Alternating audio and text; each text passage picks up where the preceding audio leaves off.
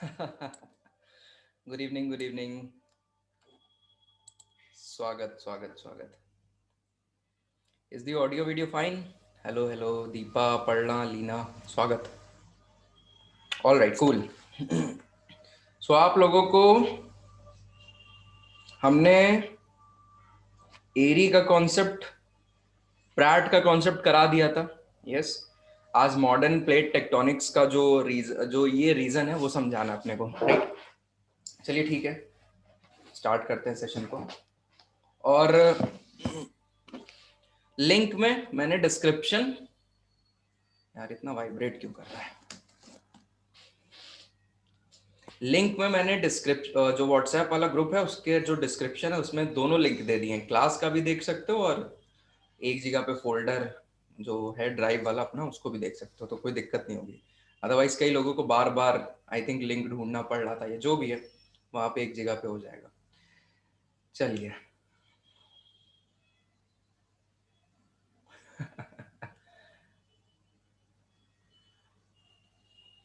So just a second.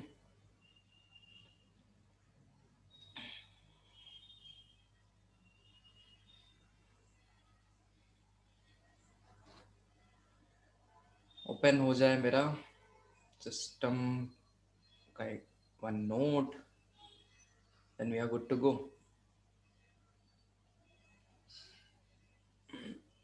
Okay ठीक है, I am sharing my screen now.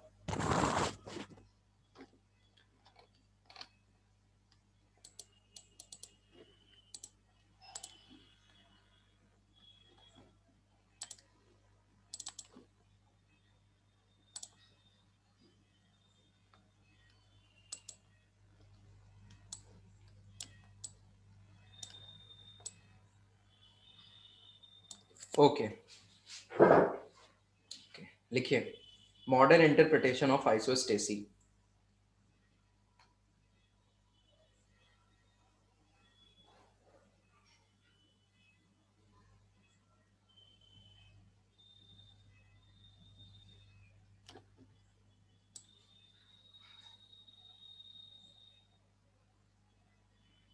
Okay okay okay, ठीक है Deepa. I think Aparna Leena के पास होगा सिलेबस। हम भी देख लेंगे, हम भी वो कर लेंगे। पीडीएफ मिल जाएगी, शेयर कर देंगे। ठीक है, व्हाट्सएप कर देंगे। ठीक है, हो जाएगा। हाय प्रतीक, गुड इवनिंग, स्वागत स्वागत। चलिए अभी जस्ट स्टार्ट कर रहे हैं। मॉडर्न इंटरप्रिटेशन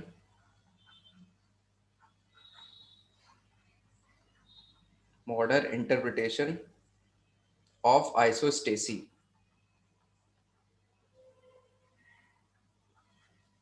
प्लेट टेक्टोनिक्स क्या कहती है?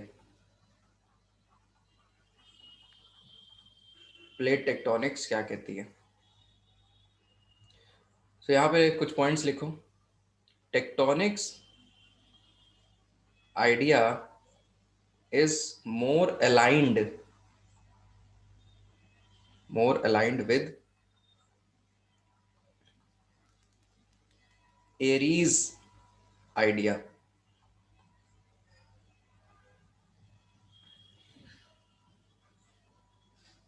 मतलब क्या है? Flotation principal,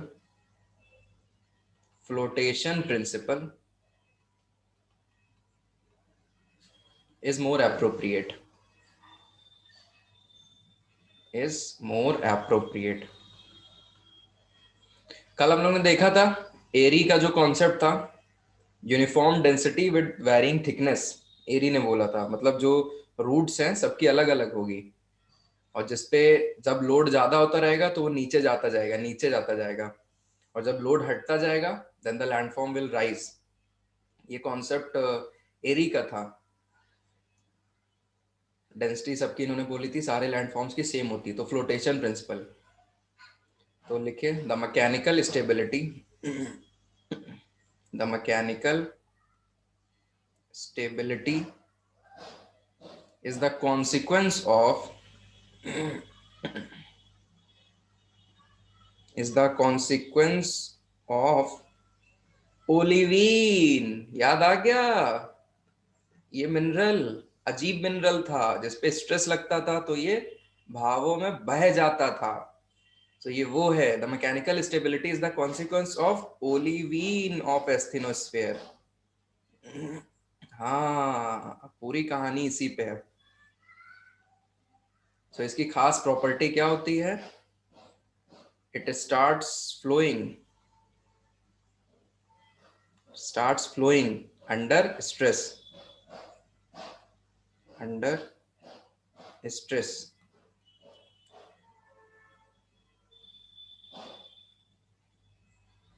According to tectonics, the surface of the earth,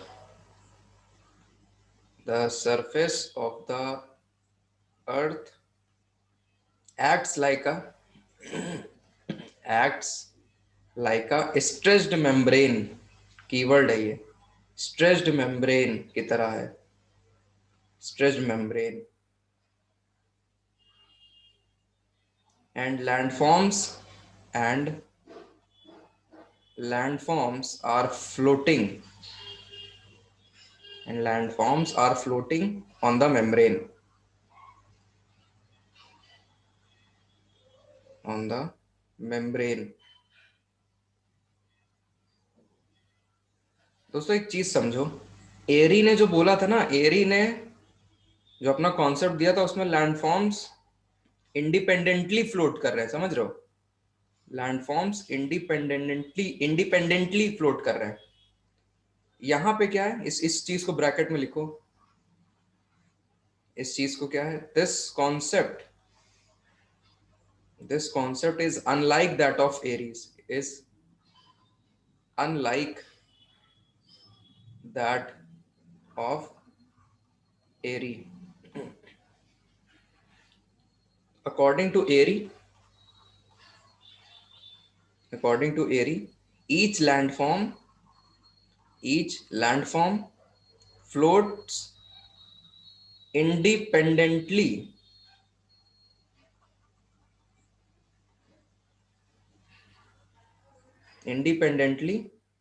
of each other, अभी सब समझ में आ जाएगा बहुत आराम से।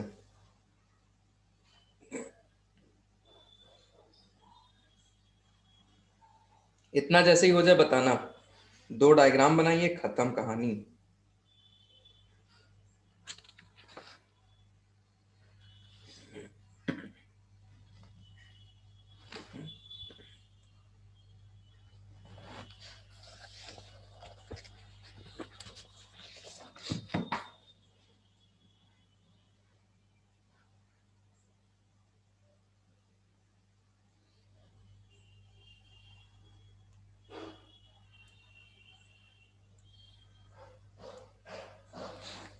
ओके, सबने लिख लिया? अब ये डायग्राम बनाइए। सो पहले हमें बना लें दो, उसके बाद आप लोग करना। ओके ओके ओके, इसके भी पीछे प्रतीक बताना।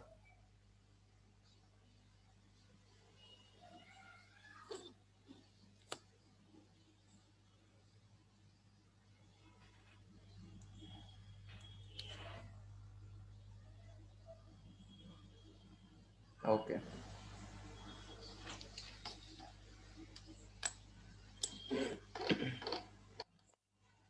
सो देखो यहाँ पे एरी का कॉन्सेप्ट,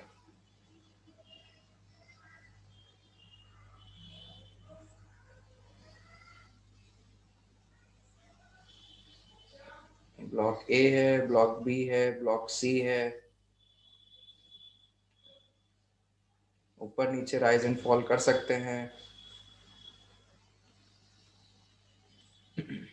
इसको ऐसे सोचो, ये सब इंडिविजुअल बोर्ड्स हैं, इंडिविजुअल बोर्ड्स, ऐसे सोचो, इंडिविजुअल बोर्ड्स हैं ये, सरफेस के नीचे ऊपर नीचे जा सकते हैं। सो आइसोस्टैटिक बैलेंस इनके अकॉर्डिंग क्या है? Isostatic balance is a local phenomena.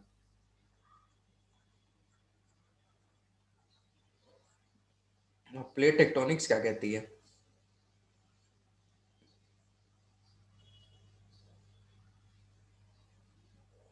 Plate tectonics ने क्या बोला था? कीवर्ड वहां देखो मैंने क्या लिखा था, it is just like a stretched membrane.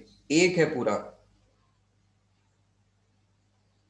पूरा मसला एक है, स्ट्रेच्ड मेम्ब्रेन की तरह है।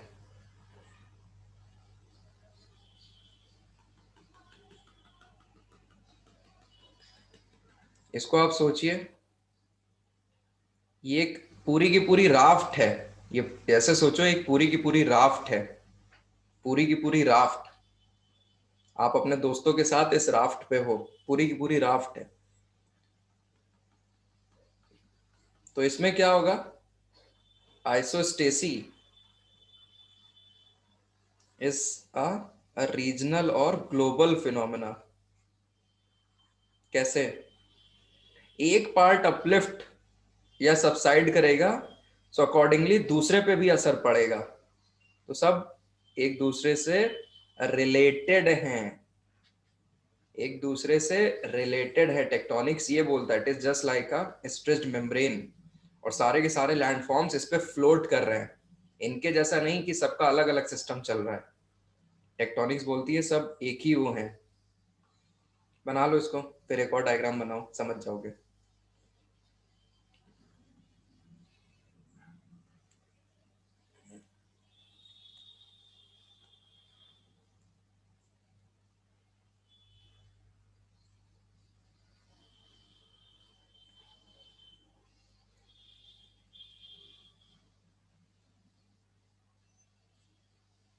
हाँ, अपर्णा कह सकते हो, लेकिन वो बेसिकली मेंटल है। अभी अभी ऑलविन दिखा रहे हैं।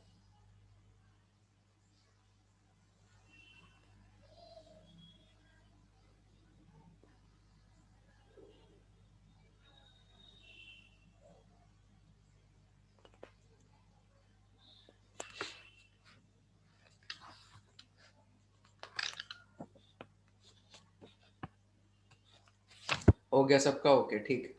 अब देखो ये हो क्या रहा है, इसको ध्यान से समझिएगा।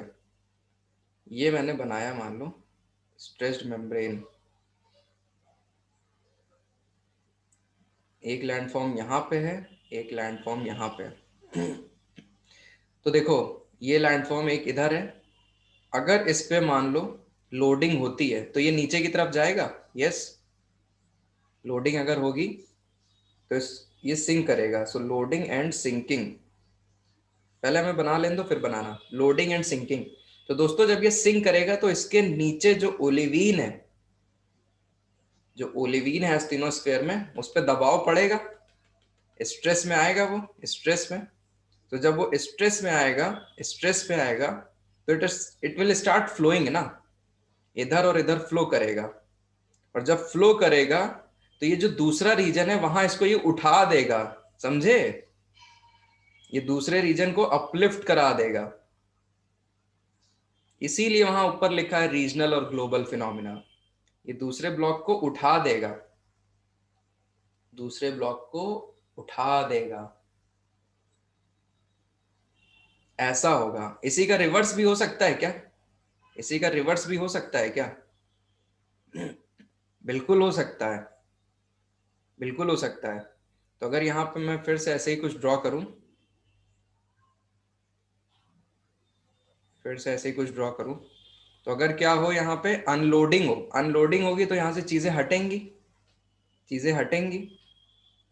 तो यहाँ पे जो ओलवीन था ये वापस इधर आने लग जाएगा। जब ये अनलोड होगा तो ये ऊपर की तरफ उठेगा, तो जो स्ट्रेस पड़ रहा था ओलिविन पे हट जाएगा। ठीक है, तो ये यहाँ से उठने लग जाएगा, तो ओलिविन जो इधर उधर का था वो यहाँ आने लग जाएगा वापस से। तो फिर ये वापस इधर आ जाएगा और ये नीचे आ जाएगा।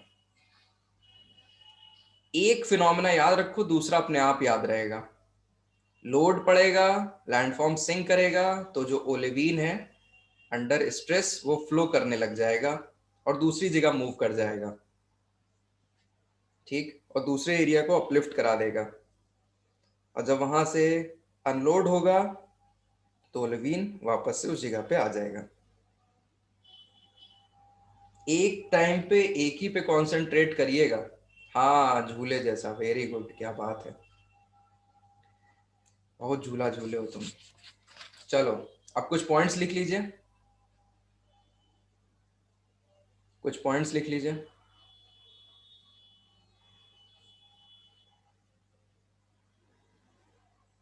पहला, according to tectonics, according to tectonics, loading, loading in one area can force the outflow of olivine, outflow of olivine, and can cause, इसका कीवर्ड है आइसोस्टैटिक अपलिफ्टमेंट, आइसोस्टैटिक अपलिफ्टमेंट, ये कीवर्ड है। राइज एंड फॉल ना बोल के हम लोग बोलेंगे isostatic upliftment elsewhere. Similarly, unloading can result, unloading can result in backflow of olivine, of olivine, and cause isostatic rebound बोलते हैं उसे, isostatic rebound in the location of unloading।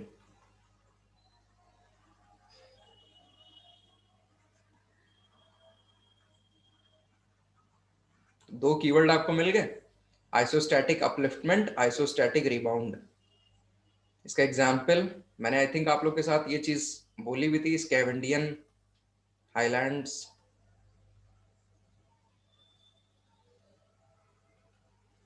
स्कैवेंडियन highlands are undergoing, are undergoing,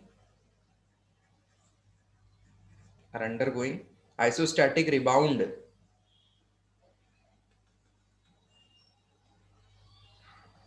because of deglaciation,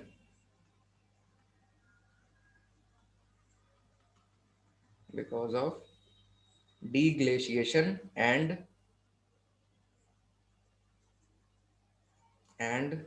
melting of ice sheets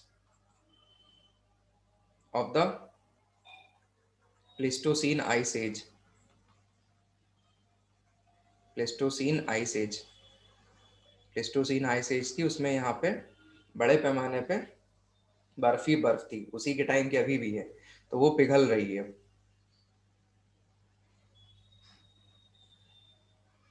ये हो जाए तो बताना, एक note लिखवाना आप लोग को।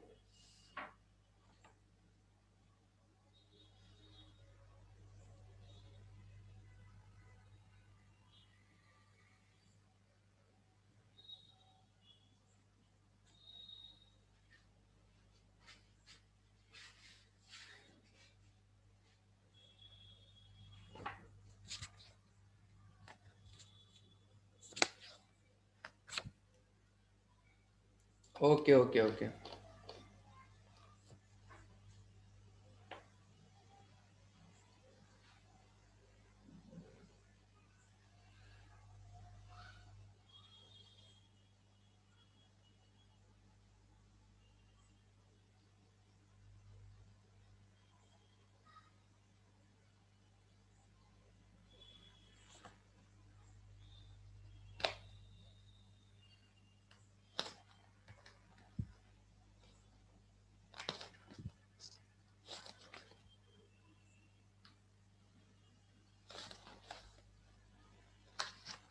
हो जाए तो बताना।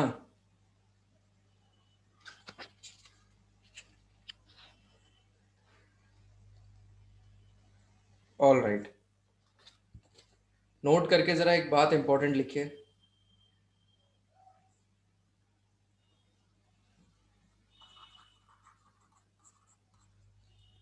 Isostatic balance,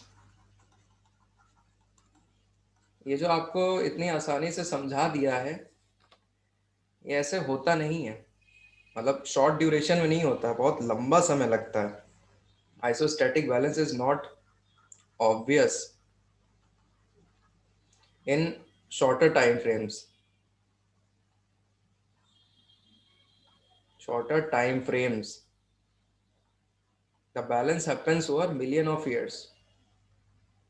The balance happens over million of years. Millions of years as a consequence of isostatic disturbance, disruptions लिखो, isostatic disruptions। नेक्स्ट बात, human activities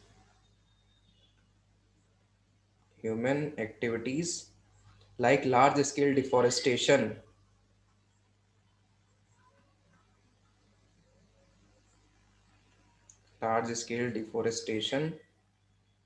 mining, construction activities,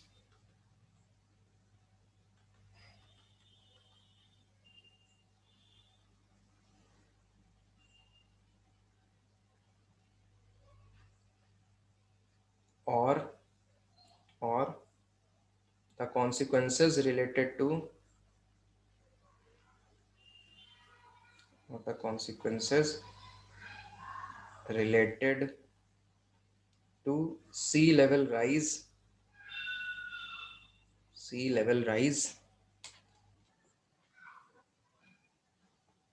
melting of Antarctica, melting of Antarctica, melting of glaciers, melting of glaciers can result in future isostatic disruptions, future isostatic disruptions। दोनों सब लोग दोनों दोनों point सब लोग पढ़ो, देखो समझ में आ गए सबको? पढ़ के बताइए। खत्म आपका आइसोस्टेसी।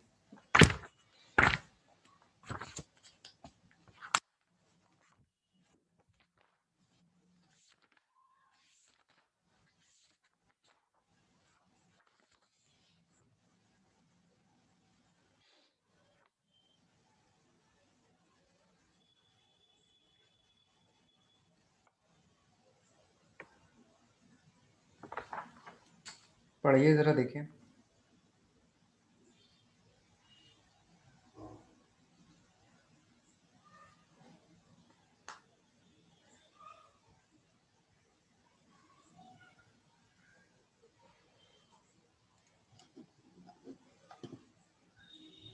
हो जाए तो बताना। किताब निकालिए, किताब निकालिए, बुक निकालिए। चैप्टर 6 है मेरे में, पेज नंबर 78। टॉपिक है global isostatic adjustment. Global isostatic adjustment. देखो आप लोग लास्ट में है, सबसे लास्ट में टॉपिक है ये। थ्योरी ऑफ आइसोस्टेसी चैप्टर निकालो, मेरे में पेज 78 है। देखो उसमें लास्ट में लिखा है ग्लोबल आइसोस्टेटिक एडजस्टमेंट।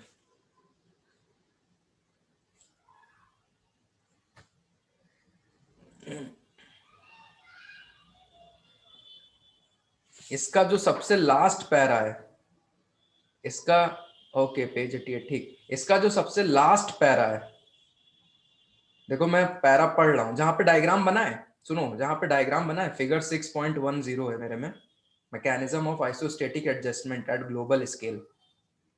जो बना है उसके नीचे देखो, sometimes the endogenetic forces act so suddenly and violently that the state of isostatic balance is thrown out of gear all of a sudden, and hence the isostatic adjustment through the process of flowage of material from the substratum is not maintained. Similarly, sometimes climatic changes occur at such an extensive global scale that there is accumulation of thick ice sheets on the land surface and thus increased burden causing isostatic disturbance, जिसको मैंने आप लोग को लिखा है isostatic disruption. For example, extensive parts of North America and Eurasia were subsided under the enormous weight of accumulation of thick ice sheets during Pleistocene glaciation. But the land mass began to rise suddenly because of the release of pressure of superincumbent thick load of ice sheets due to deglaciation and consequent melting of ice. According to an estimate, major parts of Scandinavia, Finland have risen by 900 feet. The land masses are still rising. समझ में आ रहा है? यही concept है, इसको बोलते हैं global isostatic adjustment. Global isostatic adjustment. ठीक है, सबको समझ में आ गया I think. Global isostatic adjustment.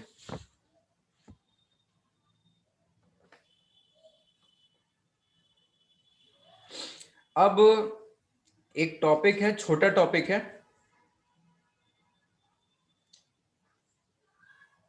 ठीक है, वो हम आपको लिखाए दे रहे हैं. आपके पास वो नोट्स होने चाहिए, ज्यादा समय नहीं लगेगा, वो आप लिख लो. इसके बाद पहले हम सिलेबस एक मिनट आपको दिखा दें. Syllabus syllabus syllabus syllabus just have a look at the syllabus. Syllabus देखो, फिर हम आपसे कुछ बात करें. सो हमारा सिलेबस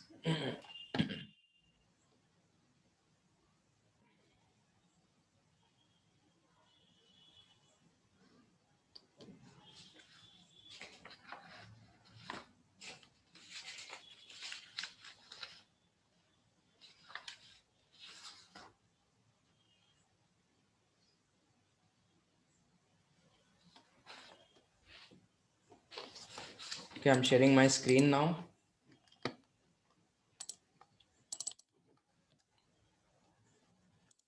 See, अभी जो मैं नोट्स आपको देने जा रहा हूं वो है ओरिजिन ऑफ द अर्थ पे, origin of the earth crust basically. तो इस पे हम आपको नोट्स दिए दे रहे हैं. Origin of the earth crust, ये वो नहीं है origin of the planet earth, वो अलग है, उस पर थ्योरीज हैं, वो हम नहीं अभी बता रहे हैं. Origin of the earth crust, दोनों में डिफरेंस है, उस पर हम आपको नोट्स दिए दे रहे हैं. ठीक है, स्ट्रक्चर ऑफ द अर्थ हम पढ़ा चुके हैं. अर्थ मूवमेंट हो गया अपना, plate tectonics done, mountain building done, isostasis done. Unacademy पे जिसने मेरी क्लासेस करी हैं उसका अगर देखा जाए तो वेदरिंग एंड इरोजन भी हो चुका है.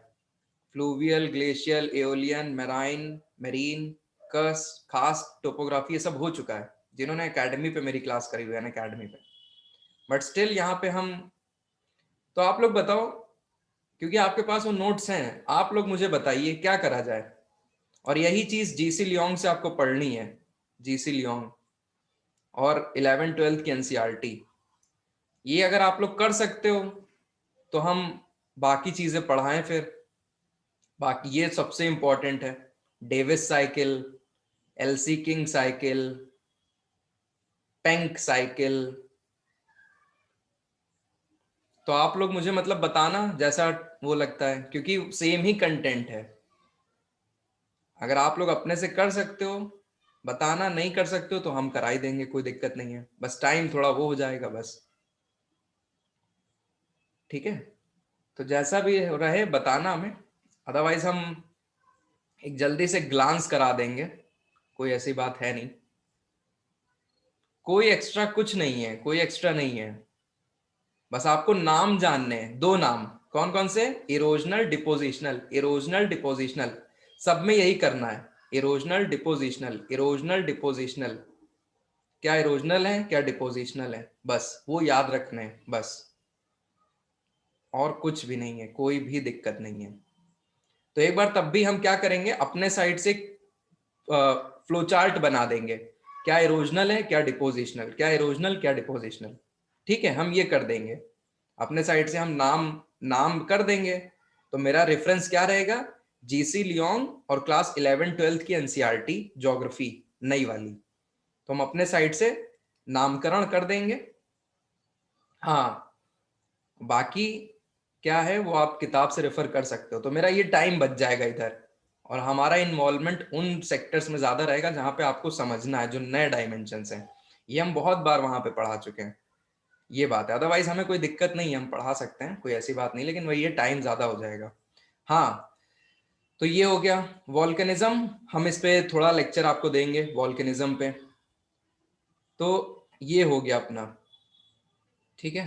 तो सही है, अब हमसे आप इस पे नोट्स ले लो,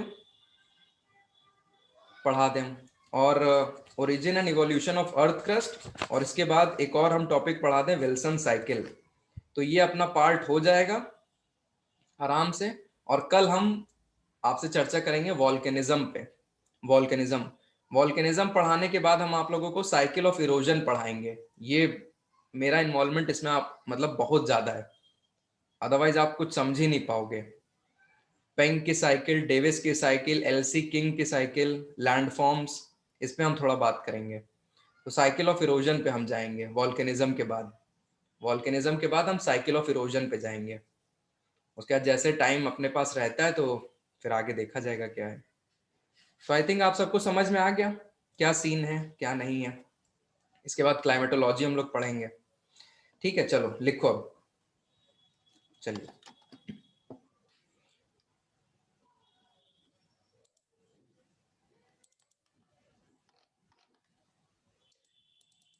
हेडिंग डालिए, origin and evolution of earth crust. कुछ पॉइंट्स हैं, लिख लो, अपने आप समझ जाओगे। 11 पॉइंट हैं, लिख लो, आराम से समझ जाओगे। चलिए, let's get started. Origin and evolution of, नए पेज से लिखना, origin and evolution of earth crust. यहां पे लिख लीजिए स्टार लगा के, remember, remember, this is not same as, this is not same as origin of earth। उसकी बात नहीं हो रही है। पहला पॉइंट लिखिए, the origin of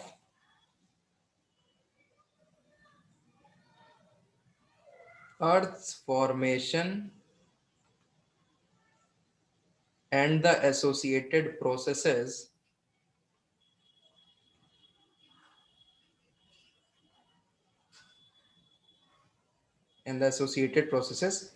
can be traced,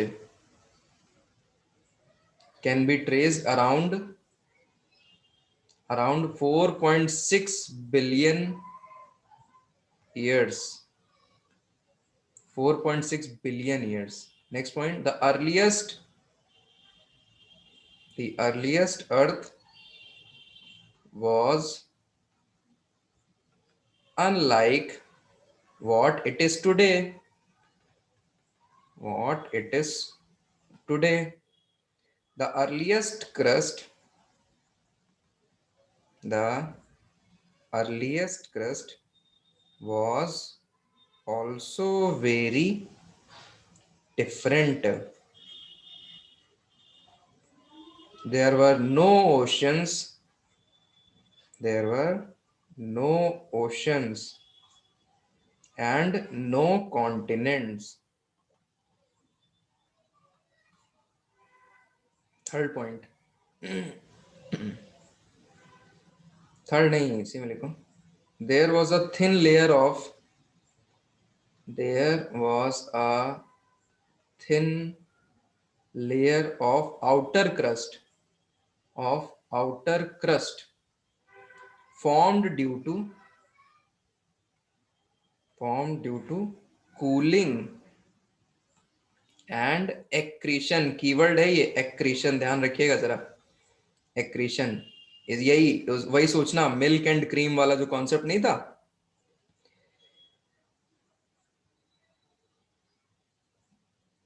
Jeffrey का, आई थिंक जेफरी का, जिन्होंने बोला नहीं था श्रिंकिंग तो यहाँ पे हम लोग शब्द इस्तेमाल करेंगे एक्रेशन।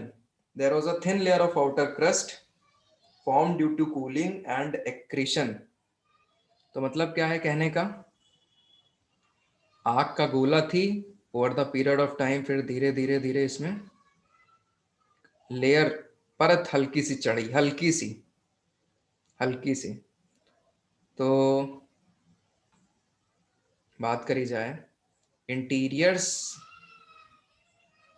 वर very very very hot, plus इस समय कोई एटमॉस्फेयर है? No, no atmosphere. और इस समय दोस्तों क्या हो रहा है, एक और बात पता है क्या हो रही है, अर्थ सरफेस, क्योंकि एटमॉस्फेयर है नहीं, एटमॉस्फेयर होता तो मीटियोराइट को जला देता, तो एटमॉस्फेयर है नहीं, तो इसकी वजह से क्या होगा, earth surface was bombarded by meteorites, bombarded by meteorites। so ये क्रस्ट है, this crust formed due to cooling of earth, initial outer crust, this crust formed due to cooling of the earth।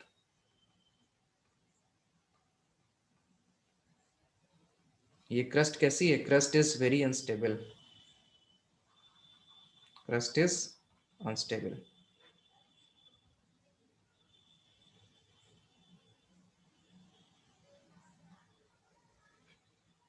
Now third point, the meteorite impact, the meteorite impact could have fractured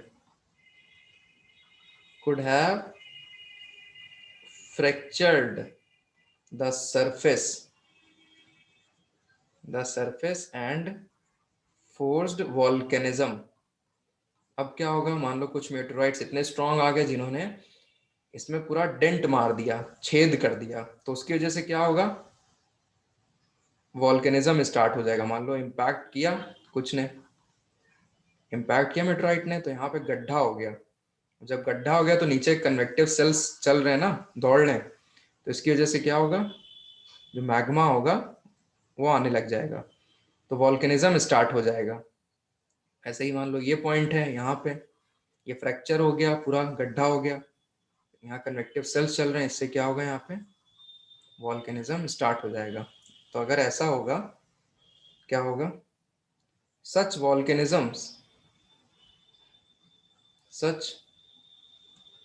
volcanisms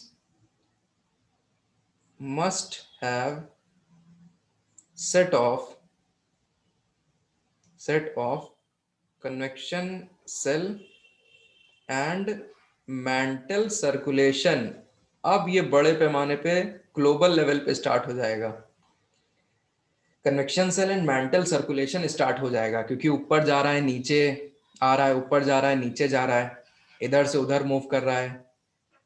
अब ये mental circulation start हो जाएगा, वॉल्केनिज्म्स इतने होने लग जाएंगे तो बड़े पैमाने पे। सच volcanism, such fifth point, such volcanism eruption must have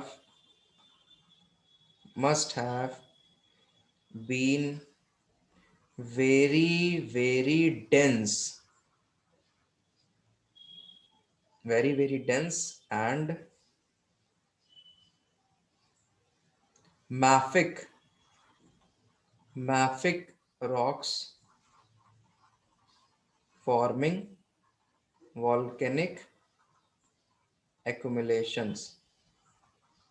मतलब क्या है, ये जो इनिशियल वॉल्केनिज्म ऐसा हो रहा है यहाँ पे, अगर बात करी जाए, इससे क्या होगा, बहुत ही ज्यादा डेंस, बहुत ही ज्यादा डेंस वॉल्केनिक एक्यूमुलेशन होंगे। तो वहां जो पत्थर होंगे, स्टार्टिंग का जो क्रस्ट बनेगा बहुत ही ज्यादा डेंस होगा, मैफिक रॉक, जिसमें आपका मैग्नीशियम और आयरन की प्रेजेंस ज्यादा हो, वो ऐसे रॉक्स का यहाँ पे एक्यूमुलेशन होगा, ऐसे वॉल्केनिक रॉक्स का एक्यूमुलेशन होने लग जाएगा वहां पे। तो कहने का क्या मतलब है, यहाँ पे मान लीजिए क्रैक डेवलप हुआ, यहाँ से आ रहा है मैग्मा, वॉल्केनिज्म हो रहा है, यहाँ पे डेवलपमेंट शुरू हो जाएगा, यहाँ पे फिर ये इधर इधर मूव करेगा, कलेक्ट होता जाएगा, तो ये थोड़ा यहाँ पे रॉक्स, ये रॉक्स आ जाएंगे धीरे धीरे। ये रॉक्स कैसे होंगे? Very very very dense, very very very dense. अब मतलब एक हल्की सी फिर क्रस्ट चढ़ी, जो कि अब थोड़ी डेंस रही, थोड़ी डेंस रही, फिर से क्रस्ट चढ़ी, लेकिन अब इस बार थोड़ी डेंस रही। Such rocks, next point, such rocks must have been recycled repeatedly। इस लाइन का मतलब समझे? फिर से इस पे बम्बार्डमेंट होगा, फिर से क्रैक बनेंगे, फिर से क्रैक बनेंगे, यहाँ पे फिर से जमा होगा, ये साइकिल चलती रहेगी। Such rocks must have been recycled repeatedly and undergone continuous partial melting, partial melting to have formed the to have formed the first basalt, to have formed the first basalt. These became the first oceanic floor. These became the first oceanic floor. अब धीरे धीरे पृथ्वी भी ठंडी हो गई है, हो रही है, एटमॉस्फेयर आ रहा है, पृथ्वी ठंडी हो रही है, क्लाउड्स फॉर्मेशन हो रहा है, बारिश होगी। तो अब पहली ओशनिक फ्लोर बनी, पहली ओशनिक फ्लोर बनी। 7th point, ocean basalts, ocean basalts then when subducted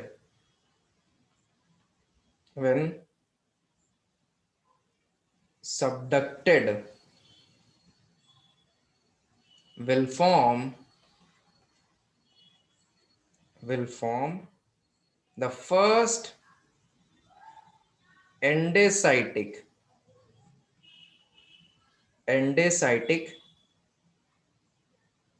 small continental rocks, small continental rocks. हमने आप लोग को आई थिंक बताया भी था, बसाल्ट के पार्शियल मेल्टिंग से एंडेसाइटिक बनता है, एंडेसाइटिक रॉक्स बनते हैं। सो ये स्मॉल कॉन्टिनेंट बनाएंगे, small continent rocks. these become the these became the first microcontinent,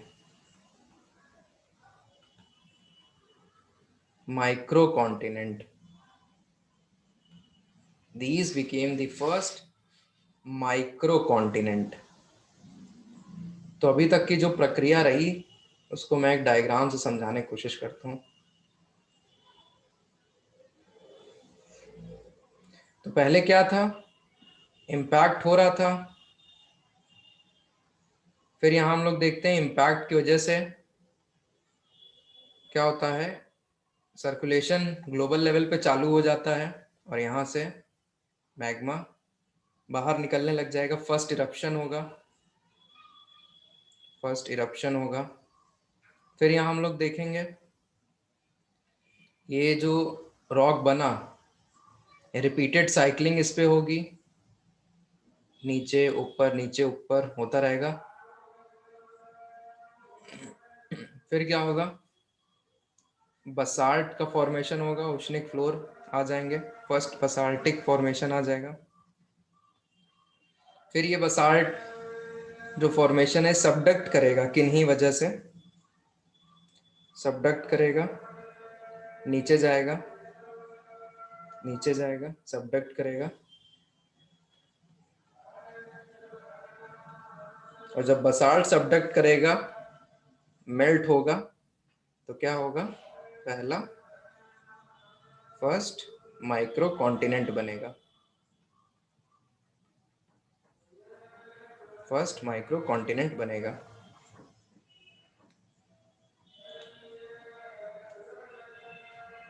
समझ में आ रहा है सबको क्या हो रहा है यहाँ पे? हम लोग पढ़ के आ रहे हैं।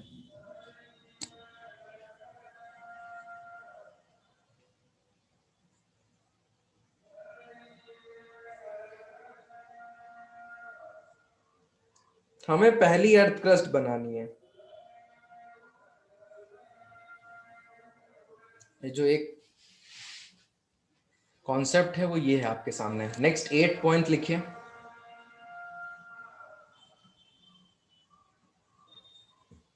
8th point, numerous such microcontinent numerous such microcontinents would have dotted the earth's surface, dotted the earth's surface। ढेर सारे माइक्रो कॉन्टिनेंट्स ऐसे रहे होंगे। एंड बात करी जाए, so micro continents have resisted subduction. ध्यान दीजिए, कॉन्टिनेंट सबडक्ट नहीं होते हैं। काहे? Because of lesser density. इसीलिए जब कॉन्टिनेंट का आप भिड़ाओगे, कॉन्टिनेंट जब आप भिड़ाओगे ना, तो उसको हम लोग सबडक्शन नहीं बोलते हैं, उसको अपथ्रस्ट बोल देंगे, और भी अलग अलग वर्ड हैं, वो आएगा आगे। लेकिन कभी भी सबडक्शन नहीं बोला जाएगा। सी टाइप के इंटरेक्शन में कभी भी सबडक्शन नहीं होता है, ये चीज याद रखिएगा मेरी। सबडक्शन मतलब बड़ी चीज हो गई, पूरा का पूरा नीचे चले जाना। सबडक्शन हमेशा ओशनिक फ्लोर का होता है। कॉन्टिनेंट जब भिड़ेंगे, कॉन्टिनेंट में आपस में कभी भी सबडक्शन नहीं होता है। ओसी में भी होगा तो ओ का सबडक्शन होगा, सी का नहीं होगा। इसको अपथ्रस्ट बोल देंगे, और भी शब्द आगे आएंगे वो बोल देंगे, लेकिन सबडक्शन नहीं बोलेंगे, चीज ध्यान रखिएगा। नेक्स्ट, सो क्या हो गया कि micro continents would have dotted the surface, micro continents have resisted subduction, the mantle cells, next लिखिए, the mantle cells would have the mental cells would have moved the microcontinents। अब इनके नीचे जो मेंटल सेल है उसने क्या किया? इन माइक्रोकॉन्टिनेंट्स को मूव करा, comma, forcing some to collide, forcing some to collide, इनमें से कुछ आपस में कोलाइड कर गए। Next, this would have created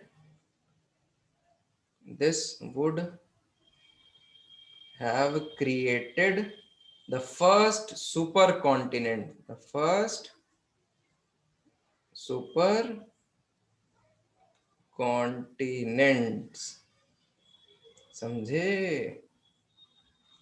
अब आपको जो हम ज्ञान देने जा रहे हैं, अब आपको लगेगा ओ माय गॉड, अब आप लोगों के लिए ज्ञान के चक्षु खुलेंगे। अब बहुत ध्यान से 11th पॉइंट अब लिखना। In the earth's geological history,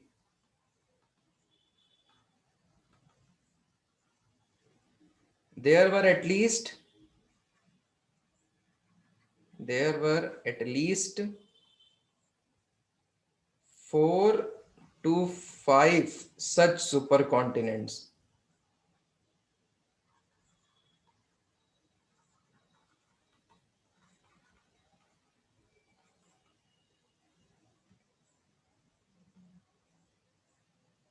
सबसे पहले था नूना, इसके अवशेष कोलंबिया में मिलते हैं। नूना प्री कैम्ब्रियन टाइम में था, प्री कैम्ब्रियन टाइम में नूना। Next, petunia. पेटोनिया क्या था, कब था, कुछ नहीं जानना है। Rodinia. Rodinia late Precambrian, late Precambrian phase. Next, Pangaea, ये जानते हैं sir, mid and late Palaeozoic time. तो मतलब समझ रहे हो क्या हो रहा है आप लोग, एक बड़ा सा सुपर कॉन्टिनेंट बन के फिर टूटता है, फिर बनता है, फिर टूटता है, फिर बनता है। तो आज के टाइम पे जो वर्ल्ड मैप देख रहे हो, आगे जाके सब एक हो सकता है, आगे जाके पूरा का पूरा फिर से सब जुड़ सकता है, सुपर कॉन्टिनेंट बन जाएगा। और इसी को अगर आप लोग को याद हो, तो पेंजिया को ही वैगनर ने अपनी थ्योरी में बताया था, इसके पहले का नहीं बता पाए थे वो, याद आ रहा है।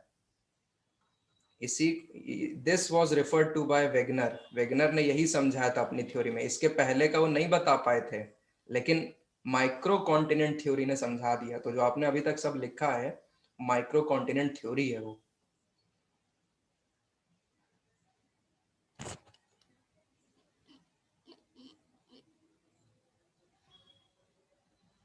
हाँ बिल्कुल बिल्कुल, अब पढ़ना, यस। थ्योरीज में इसके पहले का कुछ बताया ही नहीं था, ये बात है। तो एक नेक्स्ट पॉइंट लिख लो, लेक्चर समाप्त करें। आज ज्ञान बहुत मिल गया आपको। इन द फ्यूचर, नोट करके लिख लो, in the future we may have another, we may have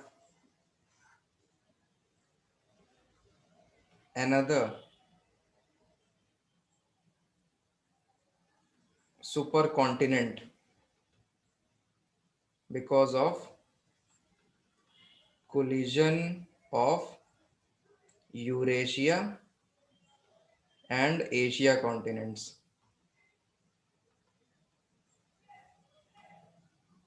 आपको पता भी है, एक जगह आप लोग पढ़ोगे भी, बीजिंग और दिल्ली पास आ रहे हैं,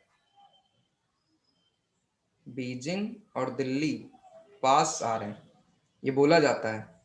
मतलब ये डिप्लोमैटिक लेवल पे हम नहीं बात कर रहे हैं, जोग्राफिकली बात कर रहे हैं, प्लेट्स का मूवमेंट ऐसे हो रहा है। सो जो डेट डेट दी गई है वो है 100 मिलियन ईयर्स फ्रॉम नाउ। पता नहीं कब कौन देखने को रहेगा, कौन नहीं रहेगा, ये बात है। दोनों आपस पास आ रहे हैं।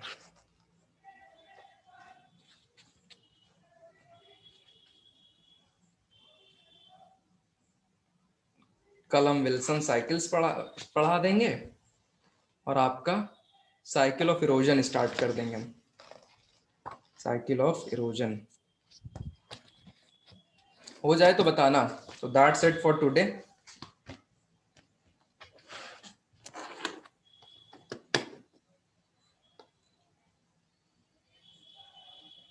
ओके, ठीक है। सो जितना बताया है उसको देखिएगा, डाइजेस्ट करने की कोशिश करिएगा, कैसे अर्थ क्रस्ट पहली बनी। 6th point, okay okay okay.